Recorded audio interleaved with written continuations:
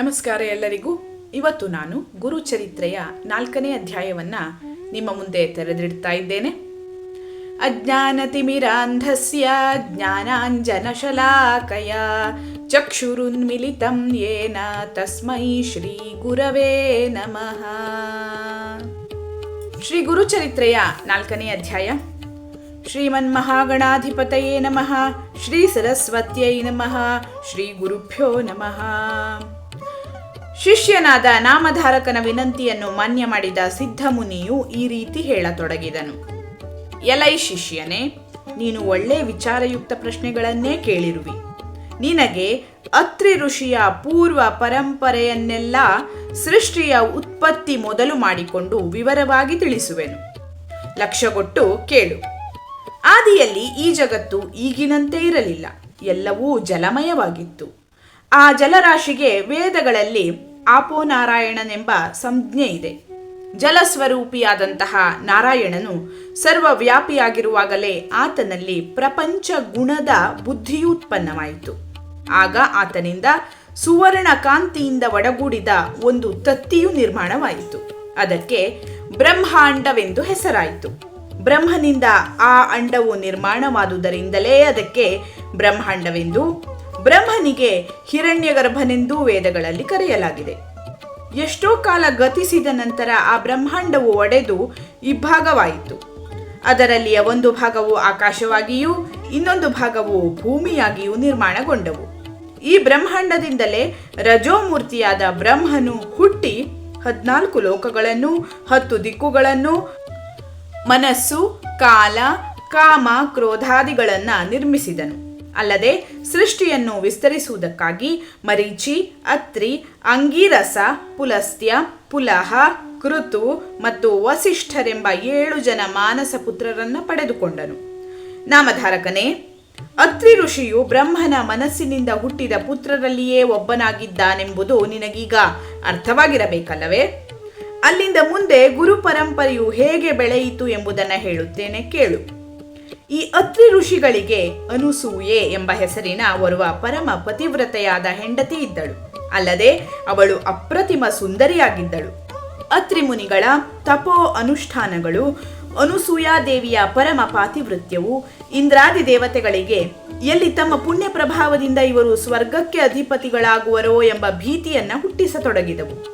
ಆ ಕಾರಣಕ್ಕಾಗಿ ಇಂದ್ರನು ತ್ರಿಮೂರ್ತಿಗಳ ಹತ್ತಿರ ಹೋಗಿ ಅನುಸೂಯಾದೇವಿಯ ಪರಮ ಪಾತಿವೃತ್ಯವನ್ನೂ ಸೌಂದರ್ಯವನ್ನೂ ಅವಳು ಅತಿಥಿ ಅಭ್ಯಾಗತರಿಗೆ ಮಾಡುತ್ತಿರುವ ಆದರ ಸತ್ಕಾರಗಳನ್ನು, ಅವಳು ಭಕ್ತಿಯಿಂದ ಮಾಡುವ ಪತಿ ಸೇವೆಯನ್ನು ಬಲು ವರ್ಣಿಸಿ ಹೇಳತೊಡಗಿದನು.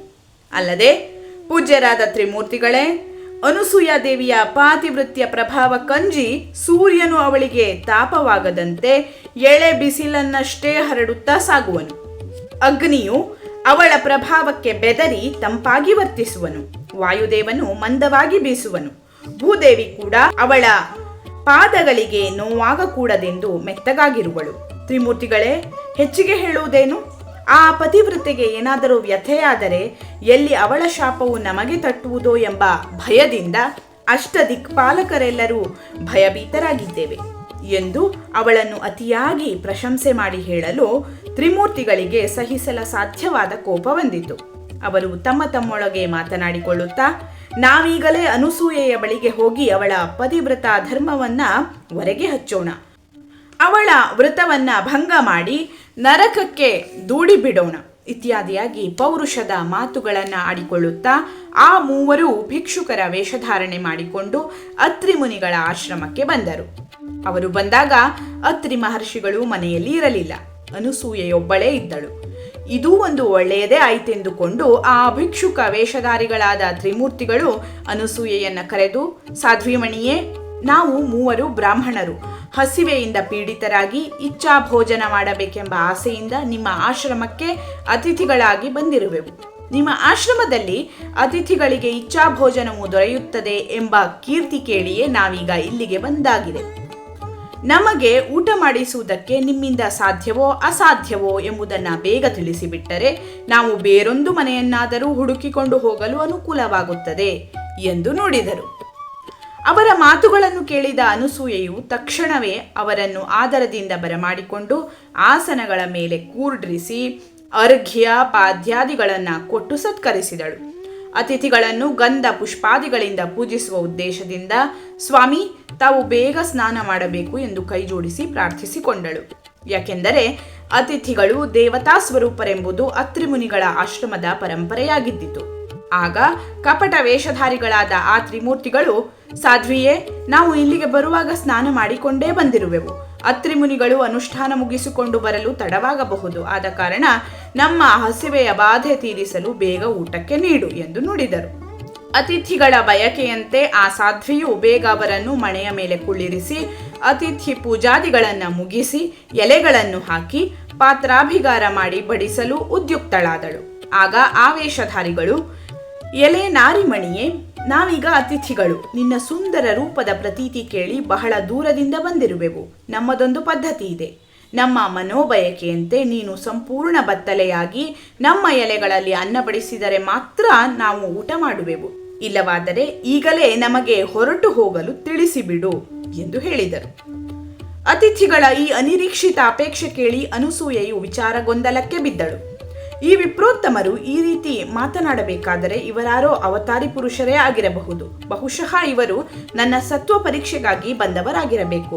ಬಂದ ಅತಿಥಿಗಳನ್ನ ನಿರಾಶೆಗೊಳಿಸಿ ಕಳಿಸಿದರೆ ತಪೋಹಾನಿಯಾಗುವುದು, ಅಲ್ಲದೆ ಪತಿಯ ಅಪ್ಪಣೆಯನ್ನು ಮೀರಿದಂತಾಗುವುದು. ಹೇಗೋ ನನ್ನ ಮನಸ್ಸೇ ನಿರ್ಮಲವಾಗಿದೆ ಎಂದ ಮೇಲೆ ಅಂಜುವುದೇಕೆ ಎಂದು ವಿಚಾರಿಸಿ ಆ ವೇಷಧಾರಿಗಳಿಗೆ, ಸ್ವಾಮಿ, ತಮ್ಮ ಬಯಕೆಯಂತೆಯೇ ಇಚ್ಛಾಭೋಜನ ಮಾಡಿಸುತ್ತೇನೆ. ತಾವು ಸ್ವಸ್ಥ ಚಿತ್ತರಾಗಿ ಊಟ ಮಾಡಬೇಕು ಎಂದು ಮತ್ತೊಮ್ಮೆ ಪ್ರಾರ್ಥಿಸಿಕೊಂಡು ಅಡುಗೆ ಮಾಡಿಟ್ಟ ಸ್ಥಳಕ್ಕೆ ಬಂದಳು. ಪತಿದೇವರನ್ನು ಮನದಲ್ಲಿಯೇ ಸ್ಮರಿಸಿ ಈ ಬಂದ ಅತಿಥಿಗಳು ತನ್ನ ಮಕ್ಕಳೇ ಎಂಬ ದೃಢಭಾವ ತಳೆದು ಸೀರೆ ಕಳೆದು ಬತ್ತಲೆಯಾದಳು. ಆ ಸತಿ ಸಾಧ್ವಿಯು ಅನ್ನದ ಪಾತ್ರೆ ತೆಗೆದುಕೊಂಡು ಹೊರಗೆ ಬರುವಷ್ಟರಲ್ಲಿಯೇ ಅವಳ ಪಾತಿವೃತ್ಯ ಪ್ರಭಾವದಿಂದಾಗಿ ತ್ರಿಮೂರ್ತಿಗಳು ಕೂಸುಗಳಾಗಿ ಬಿಟ್ಟಿದ್ದರು. ಅಂಬೆಗಾಲಿಟ್ಟು ಅಳುತ್ತಾ ತಮ್ಮ ತಮ್ಮ ಸ್ಥಳಗಳಲ್ಲಿ ಉರುಳಾಡತೊಡಗಿದ್ದರು. ಬಾಲಕರನ್ನು ಕಂಡು ಅನಸೂಯಾ ದೇವಿಗೆ ಆನಂದಾಶ್ಚರ್ಯಗಳು ಏಕಕಾಲಕ್ಕೆ ಉದ್ಭವಿಸಿದವು. ಆ ಮಾತೃ ಹೃದಯದಿಂದ ಹಾಲುಕ್ಕತೊಡಗಿತು. ಒಡನೆಯೇ ಅವಳು 3 ಮಕ್ಕಳನ್ನು ತೊಡೆಯ ಮೇಲೆ ಹಾಕಿಕೊಂಡು ಅವುಗಳಿಗೆ ಆನಂದದಿಂದ ಮೊಲೆಯುಣಿಸಿದಳು. ನಂತರ ಒಳಗೆ ಹೋಗಿ ಸೀರೆಯುಟ್ಟುಕೊಂಡು ಬಂದಳು. ಪತಿವೃತ್ಯೆ ಶಕ್ತಿ ಎದುರು ತ್ರಿಮೂರ್ತಿಗಳ ಸಾಮರ್ಥ್ಯವೂ ಸೋತು ಹೋಯಿತು. 14 ಲೋಕಗಳನ್ನು ಒಡಲಲ್ಲಿ ಧರಿಸಿದವರು ಆ ಸಾಧ್ವಿಯ ಸ್ತನಪಾನದಿಂದ ತೃಪ್ತಿ ಹೊಂದಿದರು. ನಂತರ ಅನಸೂಯೆಯು ಆ 3 ಮಕ್ಕಳನ್ನು ತೊಟ್ಟಿಲಲ್ಲಿ ಹಾಕಿ ಜೋಗುಳ ಹಾಡಿ ಗುಣಗಾನ ಮಾಡತೊಡಗಿದಳು. ಆ ಹೊತ್ತಿಗೆ ಮಧ್ಯಾಹ್ನ ಸಮಯವಾದ್ದರಿಂದ ಅತ್ರಿ ಮುನಿಗಳು ತಮ್ಮ ಅನುಷ್ಠಾನ ಮುಗಿಸಿಕೊಂಡು ಆಶ್ರಮಕ್ಕೆ ಮರಳಿ ಬಂದರು.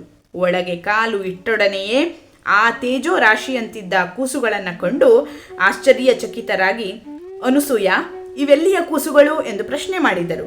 ಅನಸೂಯೆಯು ಭಕ್ತಿಯಿಂದ ಪತಿಗೆ ನಮಸ್ಕಾರ ಮಾಡಿ ನಡೆದ ವಿಷಯವನ್ನೆಲ್ಲ ಆದ್ಯಂತವಾಗಿ ವಿವರಿಸಿದಳು. ಆಗ ಅತ್ರಿ ಮುನಿಗಳು ತಮ್ಮ ಜ್ಞಾನ ದೃಷ್ಟಿಯಿಂದ ಇವರು ತ್ರಿಮೂರ್ತಿಗಳೆಂಬುದನ್ನ ಗುರುತಿಸಿ ಅವರಿಗೆ ಭಕ್ತಿಯಿಂದ ನಮಸ್ಕರಿಸಿದರು. ಅಲ್ಲದೆ, ಅನಸೂಯ, ನಿನ್ನ ಪಾತಿವೃತ್ಯ ಧರ್ಮ ಪರೀಕ್ಷಿಸಲು ಬಂದು ಈ ತ್ರಿಮೂರ್ತಿಗಳು ಕೂಸಾಗಿದ್ದಾರೆ ಎಂದು ಅಭಿಮಾನದಿಂದ ಹೇಳಿದರು.